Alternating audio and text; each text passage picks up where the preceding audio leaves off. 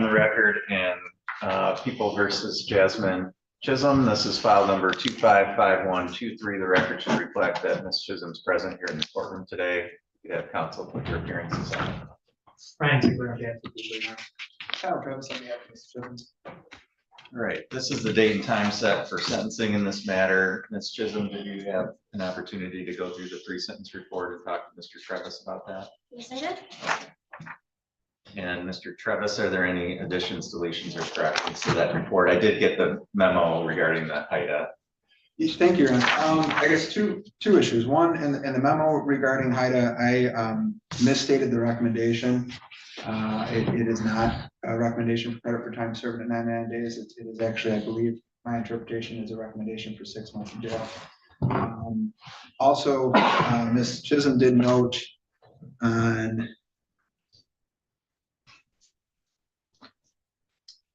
under family, it lists her father, Johnny Chisholm.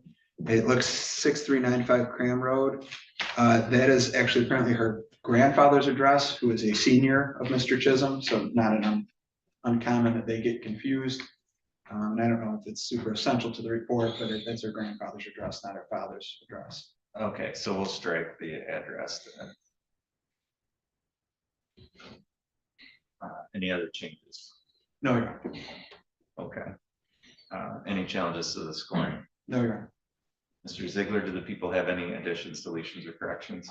No, Your Honor. Any challenges to the scoring? No, Your Honor. Do you have any victims that wish to address the court today?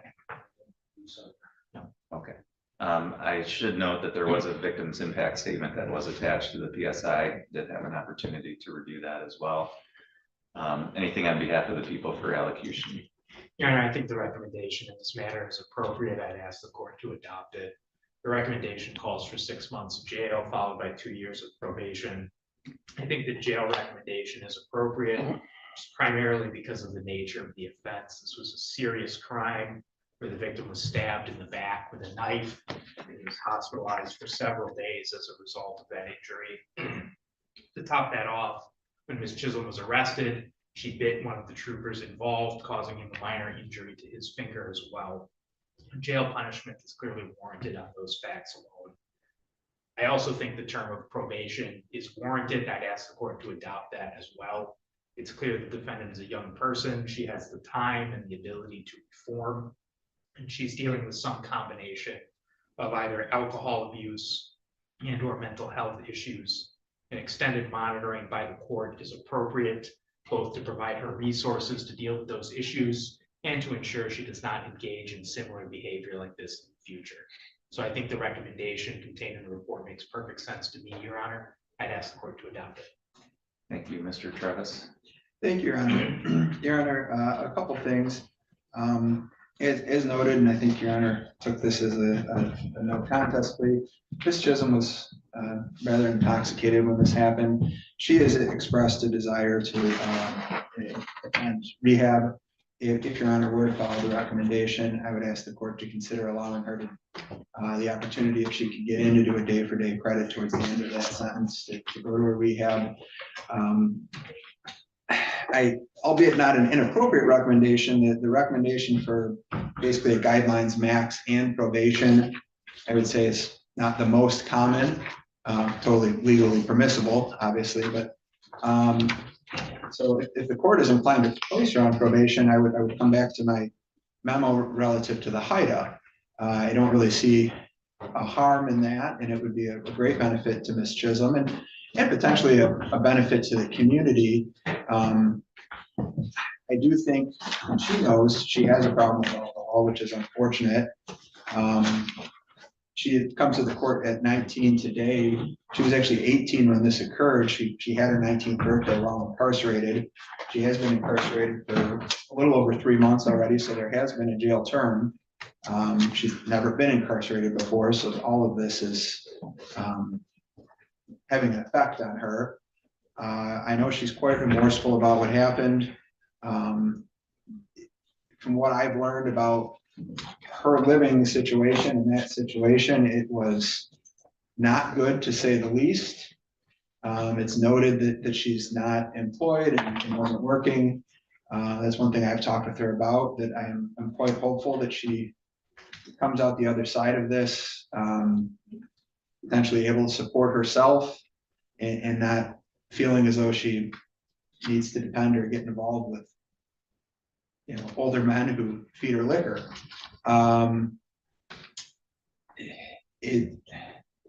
There's a lot of potential upside here for Miss Chisholm. She's young. She has no criminal history other than this. She can move forward and have a wonderful life, or she can go further down the path of substance abuse problems and destructive relationships. She's knows that. She's, you know, remorseful about what happened. She believes that had she not been intoxicated, she would not have responded to this situation that way. It's probably completely accurate. So I'm quite hopeful that she can turn a very bad situation for a young person and for Mr. Yoder. Obviously, this was, nobody deserves to be stabbed, no matter the circumstances, really. And it was quite serious. And she's quite remorseful about that. But I'm hopeful she can come out of this in a better situation as a young person, because she is quite young. Thank you, Your Honor. All right, thank you. Ms. Chisholm, anything that you wanted to say today? Yes, please, and thank you. I would like to apologize to the courts of my irresponsible actions that I have done. I know that I am 18 years old and I'm still an adult. I should have told myself no to the alcohol, and because I fell into the addiction, I have harmed 2 innocent people, and I'm hoping that the officer is doing well and did not get sick or any other harm to his hand. And I hope that Mr. Yoder, my former partner, is breathing and he's doing well with his health. I really am sorry. So I read through the report. I'm familiar with what happened in this case. Also, just your background, your circumstances and so forth, based on the information in that report, as well as what the lawyers have had to say and what you've had to say. I will say you appear to be genuinely remorseful to me here, and that's a good thing. That means that you recognize this is not conduct that's acceptable. In terms of an appropriate sentence here, I think the court has to look at 2 things. Number one, the seriousness of the conduct that you engaged in. However it happened, being intoxicated to the point where you don't really remember what happened and probably didn't have control over your actions, conscious control at least. The harm that was caused, I mean, we had an individual that was injured seriously enough that they had to stay in the hospital. And actions and an injury which could have been much more serious than they were. If you had hit, you know, an artery or a vein or something that where they couldn't stop the bleeding, this person could have died from this injury. So incredibly serious conduct and concerning conduct. But I think I also have to look at the rehabilitation aspect of this, because you are now 19. You have very little life experience at this point, and you've got a lot to go ahead of you. And so I think given your lack of having been in any kind of trouble before this, gives the court some reason to believe that if you can get some help and get some treatment through a course of probation, that you could move forward from this and be a productive member of our community, not be somebody who's causing trouble, but somebody who is being a positive influence in the community. So I think a sentence that combines those 2 things is called for here. I think given the seriousness of your conduct towards both of the victims in this case, I think calls for a 6-month jail sentence, I think is absolutely reasonable and fair. I think a longer sentence probably could be justified given the seriousness of your conduct and the potential harm that could have resulted and the harm that did result. I also think that probation is appropriate to monitor you, to make sure you get yourself on the right track and that you stay on the right track. I think allowing that probation to the extent you're eligible to be pursuant to HYTA, I think is fair. It gives you an opportunity as somebody who's 19 to have this come off your public record if you are able to be successful on probation. And there's really no risk to the court or the community in giving you that opportunity. Because if you don't follow through with it, you'll lose that HYTA status and this will remain on your record. If you do, it'll give you an opportunity to move forward, have employment and other opportunities and not have that hampered. So I think that sentence provides an appropriate degree of punishment given your age and the circumstances, but also allows for the rehabilitative aspect of this. So the court is going to sentence you to 6 months in the Kalkaska County Jail. You do have credit for 99 days served. The court, and this is as to both counts, the court is going to place you on probation for a period of 2 years pursuant to HYTA. The court is going to adopt as the terms and conditions of your probation all of the terms and conditions listed in the report. That includes completing any outpatient or residential substance abuse treatment once you're released from jail, completing any mental health or domestic violence intervention or other treatment or counseling that's recommended to you, not having verbal, written, electronic, or physical contact with Daniel Yoder, either directly or through another person, or be within 500 feet of his residence, school, or place of employment, not using or possessing any objects as weapons, not engaging in any assaultive, abusive, or threatening or intimidating behavior, not using or possessing any alcoholic beverages or other intoxicants, along with the other provisions which your agent's going to go through with you.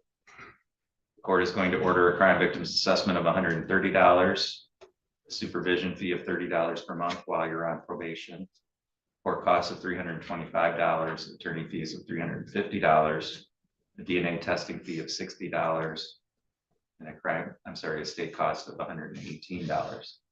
You do have the ability to seek an appeal of the sentence. We're going to provide you with some papers that explain to you what your appellate rights are, as well as how to request a court-appointed attorney to help you with that appeal. And Mr. Travis, if you can have Ms. Chisholm acknowledge receiving those appellate rights, please.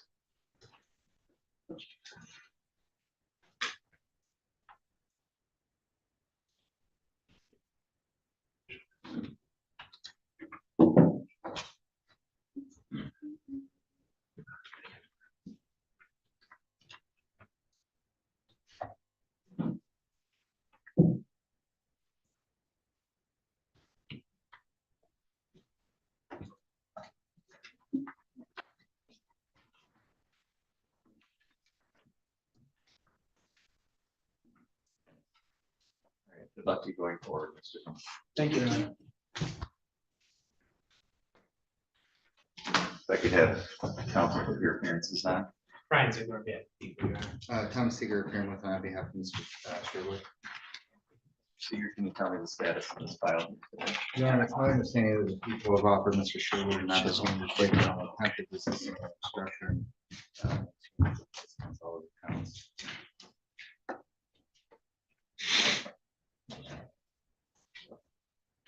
Mr. Ziegler. fair statement, Your Honor. Mr. Sherwood, have you had an adequate opportunity to speak with Mr. Seeger about this plea agreement? A little bit, Would you like, showed up a little bit late. okay, would you like some more time to do that before we go forward? No. Okay. Did you want to proceed with that plea agreement here today? Yes, Can you raise your right hand, please? You solemnly swear or affirm the testimony you're about to give will be the truth, the whole truth, and nothing but the truth, so help you God? I do. Thank you. Mr. Sherwood, are you currently on any kind of probation or parole? No, sir. You understand that by pleading guilty to attempted resisting or obstructing, maximum possible penalty you could face would be up to 1 year in jail and or a $1,000 fine. Yes, sir. With that in mind, what is your plea to that charge today? Guilty. Right now, you have the right to have a trial. You have the right to be tried by a jury. You have the right to be presumed innocent until proven guilty. You have the right to have the prosecutor prove beyond a reasonable doubt that you are guilty. You have the right to have any witnesses against you appear at trial and to question those witnesses. You have the right to have the court order any witnesses on your behalf appear at trial. You have the right to remain silent during a trial and to not have that silence used against you. and the right to testify at a trial yourself if you wanted. Do you understand all those rights? Yes, Your Honor. You understand that you're going to be giving up and waiving all of those rights by pleading guilty. I do. Has anybody threatened you with anything to get you to plead guilty? No, sir. Has anyone promised you anything other than what we said here in court today? No, sir. Is it your own free choice to enter this plea? Yes, Are you pleading guilty to this charge because you are guilty? I am. The information I have indicates this happened back on November 11th of 2025. Is that the correct date? Yes. And on that date, did you come into contact with a Deputy Hawkins or Deputy Beaver here from the Kalkaska County Sheriff's Department? Yes. Did that encounter occur somewhere here within Kalkaska County? Yes. All right, and what happened that would make you guilty of attempted resisting or obstructing? I did not leave the scene when prompted to. I was given an opportunity to leave the scene, dealing with my son at the time, and we had an altercation, but he has since been evicted from the house, and I don't know where he's at now. Okay, so they were there investigating an altercation between you and your son? Yes. And as part of that investigation, ordered you to leave that premises?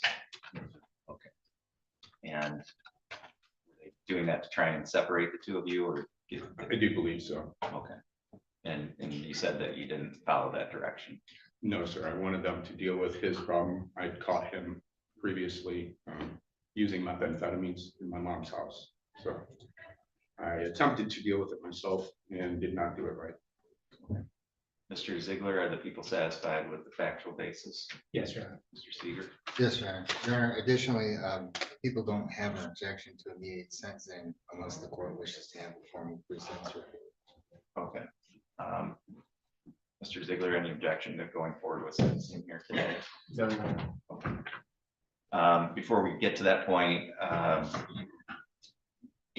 all right, are you both satisfied that the court has complied with statute and court rule in taking this plea? Yes, Your Honor. Yes, sir. Okay, so Mr. Sherwood, the court finds your plea is knowing, voluntary, and accurate. The court is satisfied there's a factual basis to support a finding that you are guilty of attempted resisting or obstructing. The court will accept the plea. Your lawyers indicated that we could move forward with sentencing here today. You do have the right to have a pre-sentence report prepared and have this set on a separate date. But do you have any objection to going forward here today? No, sir. Okay. Mr. Ziegler, are you going to be asking the court to impose any jail time as part of the sentence? No, Your Honor. Okay. Is there anything that you wanted to say then for allocation? Your Honor, this is a circumstance where officers responding to an alleged domestic violence situation. Mr. Sherwood was intoxicated. Seemed to want to comply with the officer's commands to stay separate. At some point, they decided to place him into handcuffs. He did not want to comply with that either. They gave him several commands. He refused to follow those. They eventually had to physically grab his arms and force him to the ground, at which point he complied with the handcuffing. I don't believe anyone was injured as a result of that.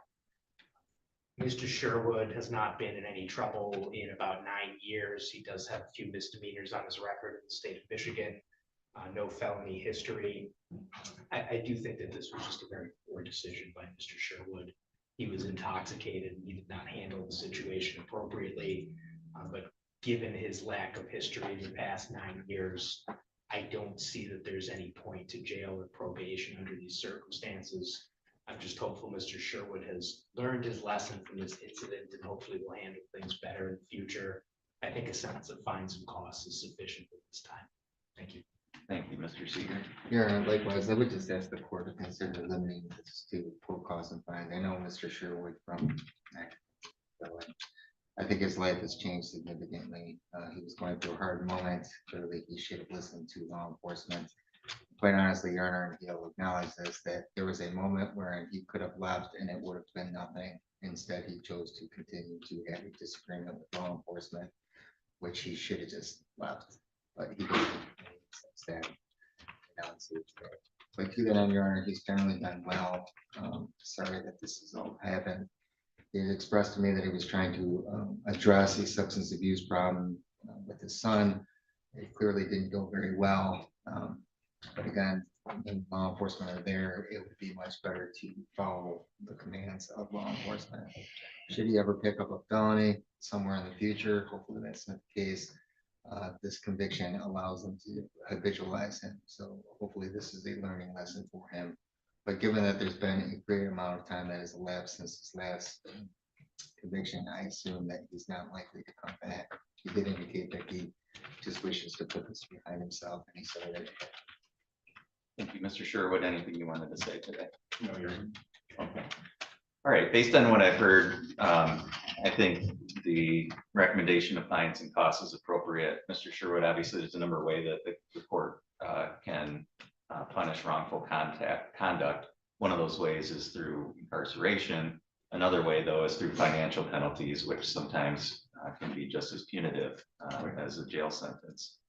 And in this case, based on what the lawyers have had to say about this incident, while your actions certainly exhibited poor judgment under the circumstances, which I'm sure wasn't helped if you had been drinking at the time,